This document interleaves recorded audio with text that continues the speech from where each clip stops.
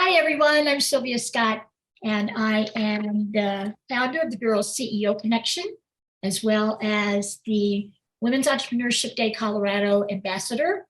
And today I'm thrilled to have Tish and Snooky, the co-founders of Manic, NYC, which most of you know who they are. You know what the brand is, but I'm going to give you a little bit of background. But I'm thrilled because they are keynote speakers for the November 18th Women's Entrepreneurship Day Colorado conference at CU Denver. And they're also sponsors for the Girls CEO Connection. So let me introduce them, a little bit of background about them. They are the original alternative hair color company. They started it in 1977. Well, they started their punk boutique in 1977. And Manic has become the leading hair color revolution in changing the concept of what beauty is forever. And they are the most award-winning alternative hair color company in the world. And they've won awards for their products as well as for their work as women entrepreneurs and their philanthropic work. They both,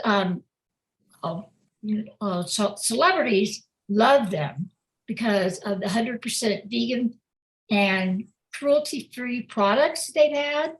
And this includes Cyndi Lauper, Madonna, Lady Gaga, Katy Perry, Cardi B, Kyle Jenner, and Kim Kardashian. Thanks to them. And they were backup singers in the original Blondie band. And Blondie always credits them for being true to helping her band become successful. Just to let you know, they both went to the High School of Music and Art in New York City. And Snooky graduated from NYU with a BA in English. She was going to be a BA degree in English. She was going to be a teacher. And look where she is now. And they're also entertainers. They're teaching younger people how to run businesses, actually. And a percentage of Manic's profits go to breast cancer research and relief charities because Snooky had breast cancer. I do want to say that they donate 50% of their profits are donated to charity, and 15% of monthly retail sales go to a selected charity. She loves painting or playing the harp, fundraising for charities, as well as singing in nightclubs all over the world. How they have time to do the business, I don't know. Her sister Tish, through all of this, had time to have two wonderful grown sons now, and she's been married for 26 years. She went to the High School of Music and Art and then went into fashion design, and she designed for their store Manic, and in fact, Cher came in and bought a dress from her. So they're both, and she's done their logo, their signature fonts, the packaging. So she continues to tour the world with her sister. And they just got back from their father's 100th birthday party in Argentina, right? Was it Argentina? Right. Yes. So they've just been back for a day. So I'd like to say thank you. I'm so glad you're here. I do want to say real quick, they are recipients of the Women's President's Organization Entrepreneurial Achievement Award, Keynote 2 for over numerous years for the best vegan product. They're always saving animals, dogs and cats. They are always saving animals. They were awarded Crane's New York Business Small Business Award, Nylon Magazine for numerous years as the best beauty product. The list goes on and on. So this is a little bit about Tish and Snooky. So ladies, thank you for being here.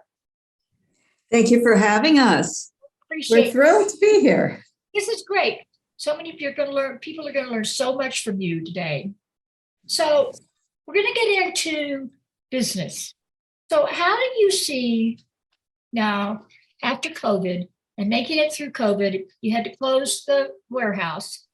How do you see the business climate changing for female entrepreneurs globally compared to that in the US and in New York? So, with all your travels, your global business, how do you see it changing for women entrepreneurs and globally and then just where you are?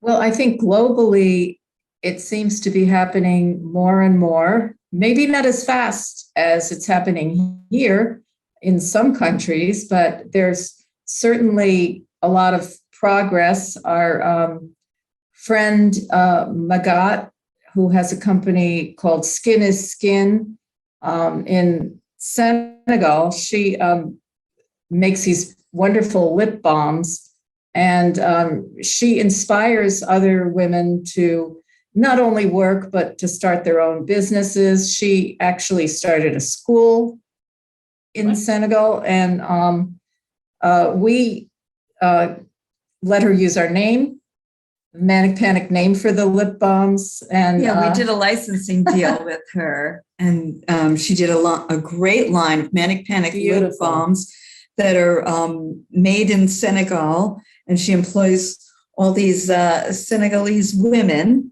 And so it's great that, you know, women entrepreneurs are coming up and coming out from all over the world. And it's so great to see it, because it wasn't that way when we were up and coming. And we're happy to see that it's happening more and more. And we're happy women to support her, because we don't take a licensing fee, and we donate to her school. So Right. Yeah, all of our licensing profits go back to her school in Senegal. And we're so happy that we're able to do that. And, you know, proud of our association with her, and proud of all the young women who are up and coming and who are going to take it to a whole new level. So how did you meet her? At a trade show in Las Vegas. I think it was through our licensing agent, right? I'm not sure if she just happened by the booth or it was through our licensing agent. I'm not sure, but it was, we just immediately connected, and it's been great. Yeah, she would be a great one to have as a speaker. I should interview her. So let me ask you, tell people what licensing means, because there's a lot of people that don't watch this, and especially young women, teenagers and college women that don't know what licensing is. Well, we're lucky enough to have a name that's really well known, and the business, the name can be expanded into other categories that we might not really have the capacity to do, and learn a whole new business. So what we do is we license our name, which is giving them our name for a certain amount, a percentage of what they sell. So, once you've established yourself and you have a name, then you can further the brand and make it look even larger than it is. Well, it is larger, but it's just a different way of being, a different way of growing. Yeah. It was always our dream to not only have Manic Panic as a beauty brand, but also to expand into all these other categories, T-shirts and wigs and whatever.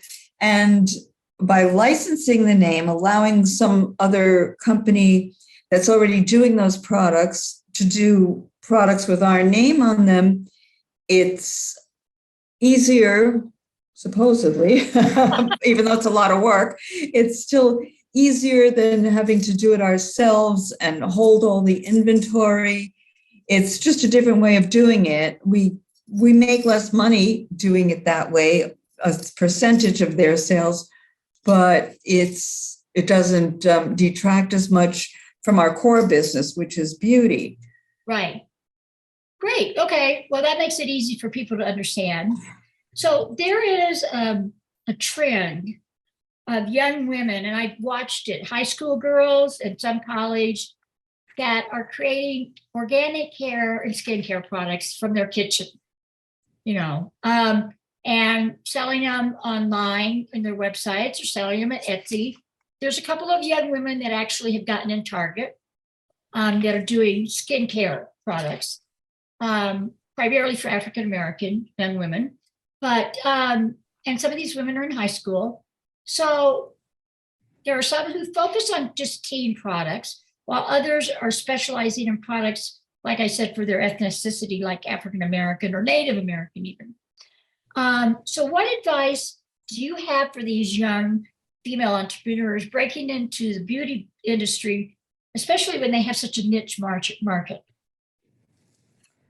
Well, I think there's some basics that that anyone going into this type of business, especially when, excuse me, it's skincare or hair, they need to make sure that they know all the rules, all the regulations, and follow it strictly, because, you can make products and sell them to your neighbors and nobody's going to watch you or care. But if the minute you get your products out into the open, your products are looked at by so many eyes, and people are always going to criticize, they're always going to point out, oh, well, that has an ingredient that isn't organic, or this is not vegan, whatever. So that's one point. And we had a few that we thought, let's see. I do know of a young woman there was a big scandal because they said her products weren't natural. Right. Yeah. Yeah. You have to really do your research, do your homework. The creating of the products and, picking the packaging and all that. That's the fun part. But that's only like probably 5% of the business. There's all the rest of the business stuff that isn't that much fun, but that you really have to pay attention to and follow up on, all the rules and regulations, all the verbiage on the packaging and ingredients and how big the fonts are supposed to be on the package. Really? So much. There's so much detail. And, there's all this stuff. And then there's the marketing and the selling of it. And then there's keeping track of, getting paid and the inventory. And, that's like the 95% of the business. And it's not that much fun, that part. No. And then if you decide to go international, like we did, it's a whole new thing. And we had to learn, by doing and by our mistakes. And the regulatory is all different. It's different for every country. All different countries. Even Canada has different regulations than here. A lot of them are similar, but a lot of them are different. For example, all the verbiage that's in English also has to be in French in Canada, and it has to be equal size. There's like so much to consider. Yeah. Okay. Well, then, I knew some young women in the Denver area that raised bees, and they were making skincare products out of beeswax. But their goal, they sold it online. I don't think they sold it on Etsy. They sold it on the website. And then a few boutiques, but they really wanted to get into Target and some larger stores. Now, what do you think about that? What would you warn them about when they wanted so badly to go into something like a Target or something like that? What do they need to watch for? Well, everything we just said, plus, they need to be aware that their profit margin is going to be really small, and whatever is in the small print, they need to read, because they could get themselves into a situation where they have to take everything back, and then it has, possibly has stickers or something on it, or they throw it in a box, it gets ruined. Or they throw it out. Yeah.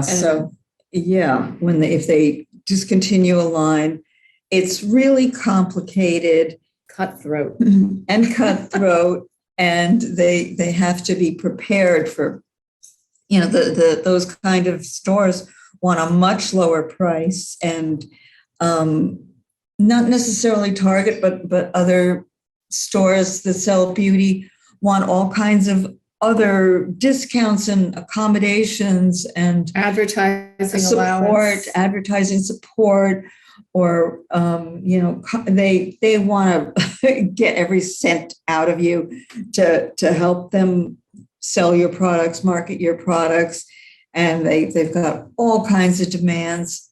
And if you want to be in there, you have to meet their demands. And even if you get in, if you don't keep up with the demands and be able to supply them on time and enough product, they'll kick you right out. And they won't entertain the idea of having you back probably for a long time. Yeah. So how did you survive through COVID with this? With things like this going on? Because I know you're in retail stores. So how did that work? Because, your distribution center had to close, didn't it? No. Yeah. One of them did. We couldn't ship out of Long Island City, Queens anymore, because that Queens was like the epicenter of COVID for a while. Yeah. So we had to find another warehouse in New Jersey to ship from. And we had to figure out how to do it in a completely different way. It was a total new learning experience. Some of our big customers, like Sally Beauty Supply, for example, stopped all the shipments, sent everything back that was on the way or that just had gotten there. They said, no, our stores are closed. We don't want it anymore. We're sending it back. And, that was it. But we made it work. We made it work. We figured our way out of it. We kind of reinvented ourselves and really started focusing on direct-to-consumer sales rather than selling to our big customers. And it ended up being amazing. So many times when things seem to be like the worst thing that could ever happen, like these customers sending back all these shipments, it turned out to be the best thing in the world because we could sell it for twice what we were selling it to them for, direct to consumers. And so we focused on our web sales, and it worked out great. We had our best year ever. And we were so happy to get the product back because we were like, yeah, you might not want it, but we do. Sell it. We want it back. So it turned out okay. It really did. So how did you handle this situation? Because I know you're very hands-on and watching the products through, but everything was closed down. I mean, did you go to the warehouse? How did you? Not really. For a long time. No, we just had to, trust in the universe and hope everything was getting done the way we wanted it, which I think it was in general. We had all our people working from home, as many as we could. The ones who were doing the pick and pack work in our warehouse had to be laid off for a few months when, we just couldn't go into the office. It was too dangerous. We didn't want to subject our people to the risk of going into the office.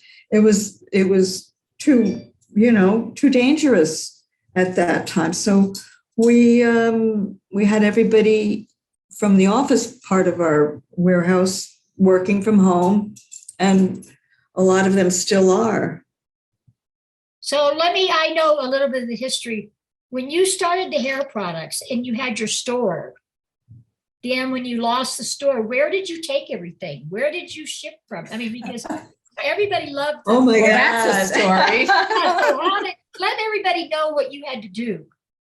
Oh my God. Nothing stops us. That's the first thing we have to say is nothing stops us. We may have a barrier put in front of us, but we're going to barrel through it. And we took all the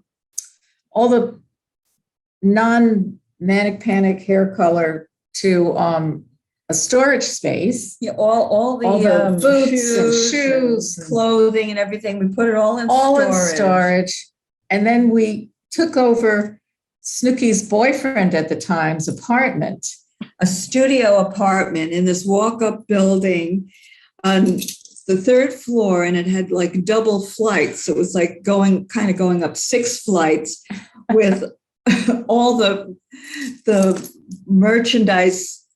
You know, Tish and I would be there ourselves in this studio apartment with hair color up to the ceiling, and we'd be picking and packing the orders ourselves, and we'd put them in boxes and then roll the boxes down all the flights of stairs, put them in my car, drive them up to UPS and ship them. Sometimes we didn't have boxes to pack stuff in, so we'd have to like stop along the way and find boxes that stores had thrown out. And then I'd be in the back of the car with the tape gun, packing the boxes. And I'd be driving like a maniac to get to UPS in time. Yeah, we were always the last customers there.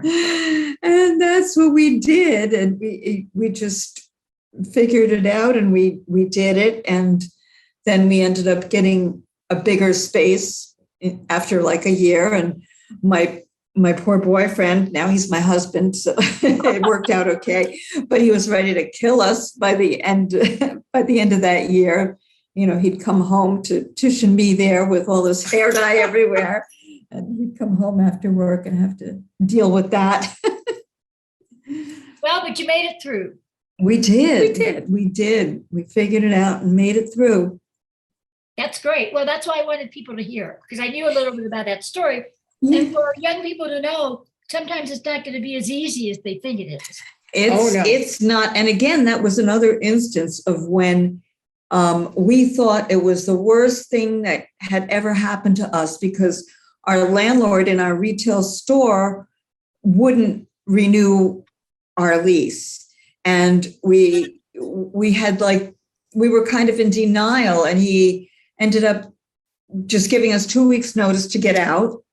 And we had to like just pack up everything, put it in storage, and then, you know, do the wholesale out of my boyfriend's apartment. But it ended up being the best thing that ever happened to us, because it made us focus on what was becoming our core business, the wholesale of hair color. And if we had been distracted by the retail, you know, being in the store and customers coming in, and, you know, we were, you know, doing a wholesale then in the middle of the retail store, you know, picking and packing orders, but we wouldn't have been able to focus as well as we did that year when we were in the studio apartment, you know, just doing the wholesale business and not having to chase shoplifters down the street and all that stuff that goes along with a retail store. So it ended up being the best thing that ever happened to us, even though it felt like the worst thing at the time. We thought we were going to die. Well, and you're still going strong. So we are. What do you see now? Well, what advice? Well, you've given a lot of advice to young entrepreneurs that want to go into the beauty business or the health beauty care business. So you've given a lot of advice on this. What do you see as the biggest challenges post-COVID for women entrepreneurs? Or do you think it's the same as pre-COVID? And then thinking about those that want to start businesses that actually started businesses during COVID because they needed something to do. So what do you see are the biggest challenges? Well, it's still the same challenges, I think, as before COVID for women in general in business, especially when you're young. You don't get taken as seriously as men do. And it is harder. There's no doubt about it. I mean, still in this day and age, it's incredible. But, you know, women get paid less than men for the same job. It's outrageous, but that's still the way it is. It's still a man's world. And you have to work harder and fight harder than men do. So those challenges are not the same for men as they are. No, I don't think so. No. I think they definitely have an advantage and especially in other countries or other cultures, maybe. Different, it depends on the culture, and a lot of cultures, the man is the man, Right. and the woman is below that. So Yes. that makes a huge difference in opportunity. And women, and especially young women, don't get taken as seriously as men and young men. You know, when we were up and coming, we never got taken seriously. First, because we were women, and second, because we were young, and third, because we looked freaky. Yeah. We didn't look like regular business people, even though we were. So we let didn't me- look the part. So now, everything's changed so much. I saw something on, I think it was Instagram, where you were showing what you were doing for a sale outside the store with no social media. You had a sign up, and so what do you think? Well, what are the best social media channels for you, and how did you determine that? Well, I think we do pretty well on Instagram, and now we're getting into TikTok because it's more relevant. And but it depends on who you're targeting and what you're selling. And we also do really well on Facebook with an older audience. And we're the perfect poster children for anybody with white hair who wants to dye it a fabulous color, because you don't have to bleach. And so I think it all depends who you're targeting. Older people are not our demographic really, but they're just not the biggest portion of it. So I guess TikTok and Instagram are, geared towards most of our customers. Okay, that's good to know. Well, I'm because there are so many options, and some people try to do everything, and that you just can't. It's really hard. It's a lot of work, and every platform is different, and you're targeting a different audience with the different platforms, and you're also just the formats are different, and so it is work if you want to be everywhere. And sometimes it's not necessary to be everywhere, but it's certainly nice. And I think a lot of people are using Pinterest again, and so it varies. You never know what's going to be next. So how do you have time to do it with all the work that you have to do, because you're very hands-on? How do you have time to do it? We do it from bed. we have youngsters who do it for us. Well, they do some of it for us. We find a lot of the pictures and whatever we want to post. Sometimes we'll suggest it and we'll do it, but we have people who will post it for us if we're too busy. Good. Okay. Just wanted to say, because you're on so much. Oh my God. We are. Yeah. I mean, Manic Panic, we definitely let other people handle more than the Tish and Snooky social media. Yes. Yeah. And, the whole having employees, team members issue is a whole other thing that you have to deal with when you have a business. Eventually you'll have to deal with it. Having people that you pay to do jobs. And it's really hard to manage people, especially nowadays. It's especially after COVID, a lot of people don't want to work, and they don't want to work for other people. And if they do work for other people, they want to get paid a lot for maybe not doing as much as in the past.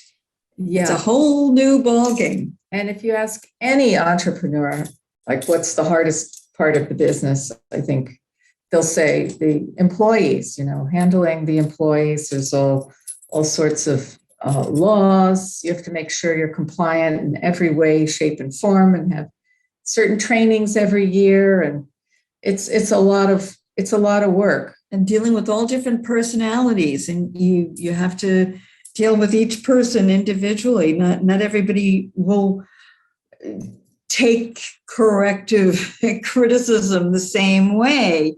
Some It's people true. are good at taking it, other people not so much. So you have to be always considering how you deliver whatever message you're going to give them to right. improve. Right. Okay. Yes. Well, that's good advice that I don't think people think about that too much. So what last bit of words of wisdom would you like to give, like, to young entrepreneurs, young, girls in high school, girls in college that are really, and it might not be the beauty business. It may be, a lot of them are doing jewelry or gift cards, gifts that they're selling on Etsy, or they're selling on their own websites, or selling small boutiques. What last bit words of wisdom would you like to give them? I would say stay true to your dreams. And usually if you think something is right, it usually is. There are limitations, but if it's your dream and your passion, that's definitely something you should follow, and at least try it and give it your best. Make sure it's your passion, because Yeah. it's going to be with you night and day, haunting you in your dreams, and Yes. you'll never get away from it. It's not like a 9-to-5 job that you can go home and forget about. It's going to be there lurking in the background. It's going to always be with you. So it has to be something that you really love. It has to be your passion. Well, ladies, thank you. Great last words of wisdom. And Oh, I'm so glad that we had you today. I'm excited to see Thank what's going you. to happen at the conference, but this is going to go online. We turn these into podcasts as well as put them on YouTube. So, so people can do it. People like podcasts, or like the videos. So that will be Great. sometime this week. It'll get put up. And I'll Okay. Great. Thank you. Fantastic. Great. Well, thank you. It was so great to have you. Thank you for Thank having you. us. Thanks for Okay. having us. It's always a pleasure. Bye-bye. Okay. Bye-bye. Bye. Okay, great. Now, okay, so I'll be working on it tonight and sometime tomorrow. I want to get them up before the weekend. And so I would assume that once they're up, we should be telling our social media people to share it and all that. Yeah, definitely. Okay. Definitely. You'll get a link and it'll be on YouTube, because we edit it and it goes on YouTube, and then that way you can get a link for it and put it wherever you want. Put it on Okay. or social media you want. So this will be fun. I'm sure a lot of people have learned a lot through this. I hope so. Yeah. Yeah, I hope so. I think they will. I think so. And I wanted to ask you, I was looking over things, do you want to, or it was this time last year that we renewed the contract for you to be a sponsor of the Girls CEO Connection. Are we going forward with that? I would think so. I would imagine so. Yeah. Okay, all right. Then I'll just send the invoice over. Okay. The same thing that we've been doing. And Okay. I keep trying to think of unique ways to promote you. So we will, after Thanksgiving, I'm going to get it set up where you could talk to some of the girls in Denver online on Zoom. Like on one of the high school's Women in Business program. And then there's a feminist program. But then there's Girls Inc. So I'm going to get that set up, the Girl Scouts, where you can talk to them online on Zoom. Okay. Yeah. Okay, great. Great. All right. Great. So I'll get to you when it's done. All right. Okay, great. Thank you. Okay, bye-bye. Bye-bye. Bye.